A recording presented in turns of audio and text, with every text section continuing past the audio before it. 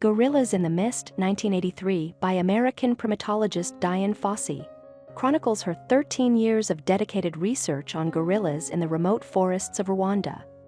Focusing on 8 gorilla families, Fossey gradually forms deep personal connections with several of them. The book was adapted into a major motion picture in 1988 and remains the best-selling work on gorillas to this day.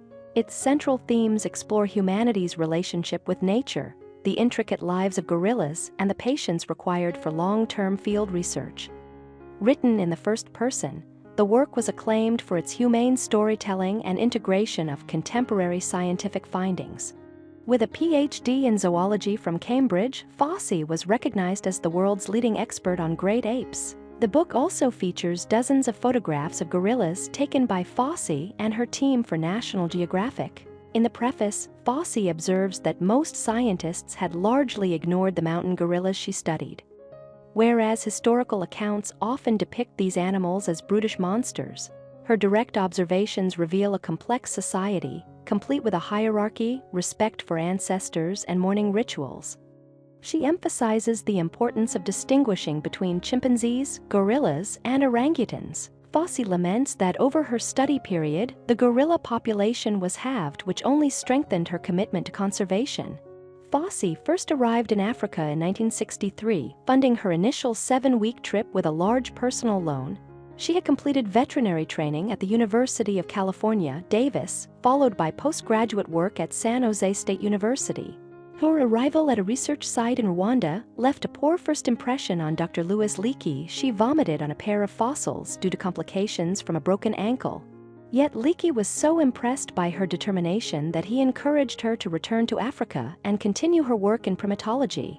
One young gorilla, eager to impress, swings from branches. Fossey names him Icarus.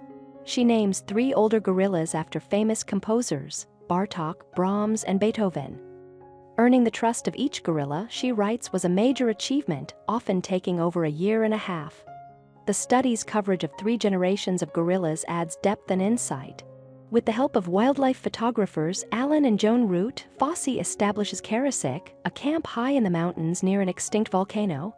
Fossey begins detailed observation of Group 8 and forms a special bond with Peanut, a playful young chimp. They engage in games, and Fossey even mimics their eating habits and plays Simon Says.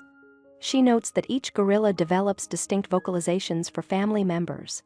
In Group 4, she encounters a perpetually sour-looking female whom she names Old Goat. She also recounts filming for National Geographic, which condensed over 2,000 hours of footage from 1967 to 1972 into a popular documentary. Her favorite gorilla, Digit, is a curious young male unafraid of humans. Fossey spends countless hours observing him as he explores cameras and journals with remarkable inquisitiveness. The gorillas exhibit behaviors Fossey describes as noble, often contrasting favorably with the violent actions of political rebels and poachers. Her heartbreak is profound when Brahms is fatally shot by poachers, and later when Digit is killed and mutilated in 1977. Quealy, a baby gorilla whose parents were killed defending him, is shot and dies a year later. Infuriated by these crimes, Fossey tracks the perpetrators to a corrupt Wendy's park manager, exposing his illegal sale of gorillas to European zoos. She argues passionately against captivity, highlighting the high mortality of captured wild gorillas.